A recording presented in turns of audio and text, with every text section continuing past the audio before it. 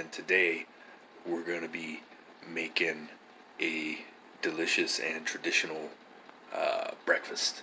So let's get started. So first up is our bacon. This is known in some parts of the world as streaky bacon because of the streaks of fat in it, and because in a lot of parts of the world when they say bacon, they're really talking about some kind of ham, or like in Australia, they call bacon bazakaza. It's actually made out of dried strips of Vegemite. That's not actually true at all.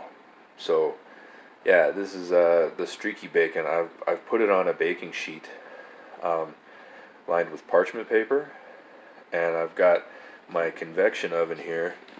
It's set to 350, right? So I'm going to pop that in, and pretty quickly we'll have some perfectly crisped rashers of bacon, and I won't have grease splattering all over my stovetop while we do. I can use that stovetop for other things, like potatoes, which we'll get to. We got all these potatoes to do our fried potatoes. These here are russet potatoes. Russet potatoes tend to be a little bit more starchy, so I want to make sure I leave the peels on. The peels are going to help hold the potatoes together until they crisp up. That way I'm not left with a bunch of potato mush. So I'm going to be cutting these into squares, and to do that, this is known as the utility knife, so called because I will be utilizing it to cut up these potatoes. Sometimes I'll explain that in the United States, when we're making stuff, when we're talking about food, we use different terminology for stuff, right? Like you probably already know about like crisps and chips. I already explained this time about how bacon means different things, and the way I look at it is like we're considered the obese ones in the English speaking world, right? The stereotype of the Americans is that we eat, and we eat way too much. So as far as I'm concerned, we get to choose what the words for the foods are, because we're the ones eating it all. And if you don't like it, looking at you, England, then why don't you fuck off and get your own self fat, right?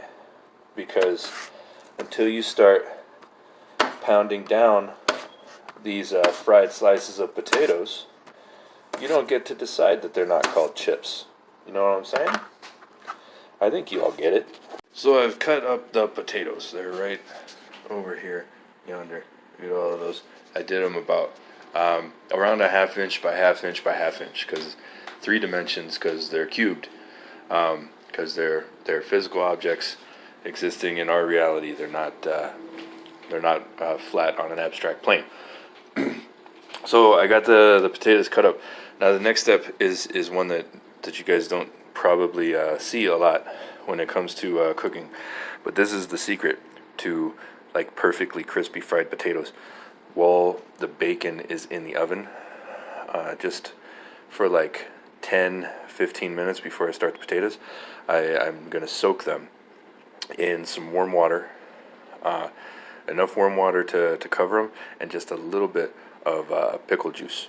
And it's pickle juice for this reason: the vinegar and the pickle juice, and the salt. The salt helps to get that flavor down into the potatoes. It's the electrolytic action. Basically, the salt draws fluid out from the potato, and then when that fluid goes back into the potato, it's got the flavor with it, right? And you might be worried that it's going to taste a little pickly. Don't be worried about the pickle flavor. A little bit is going to come through, but it's not going to be overpowering.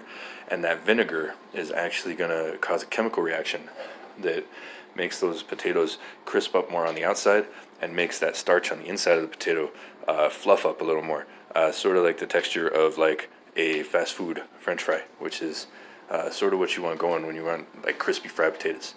So while that's soaking, I'm going to do a little bit more prep work, and then I'll get back to you.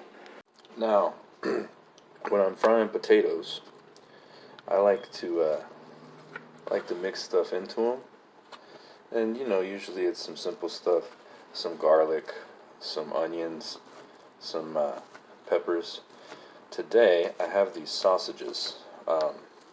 They're not fancy, nothing gourmet. They're just some quarter-pound pre-cooked bratwurst, and they're not bad tasting. Some good garlic and smoke flavor to them.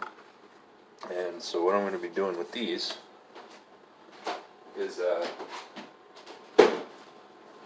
just cutting them up like Yeweis, right, like that. I'm going to fry these up in the skillet before I throw in the potatoes. And then we'll have some grease to cook the potatoes in that's got that good sausagey flavor. And then the sausage will cook in with the potatoes and add a little bit of protein and texture, because the breakfast meal that I'm making right now, I'm cooking for 6 people, and 4 of them are kids. So people have different tastes and such, and I try to make meals that are inclusive, so that there's at least one thing for everyone to enjoy. That way no one's going to the end of dinner hungry. It doesn't always work out like that, but that's what I do try for when I'm doing it. Alright, so for the waffles, here's where things get a little tricky, because my training as a chef and a cook was really a variety of kitchens that I've learned in. Almost all of it was from old people teaching me like family recipes, and so I don't really do a lot of measuring, which for some things is fine, but for something like waffles, so you guys probably, if you're going to make the same kind of waffles, you'll want to know like the proper proportions of everything. And it's really hard for me to tell you, but I can tell you the stuff that goes in it. You want flour, oil, eggs.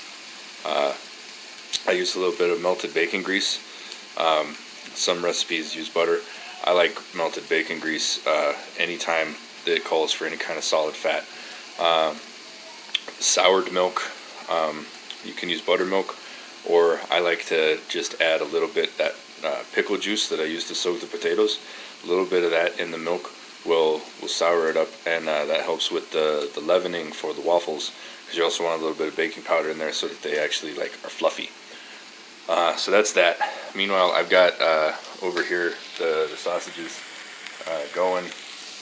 Once that oil gets drawn out of that, I'm going to throw in the potatoes and crisp those up, and then we should be ready to go as far as this breakfast goes. And then voila, I've made this delicious breakfast right here, and we're gonna eat it, and it's gonna be delicious.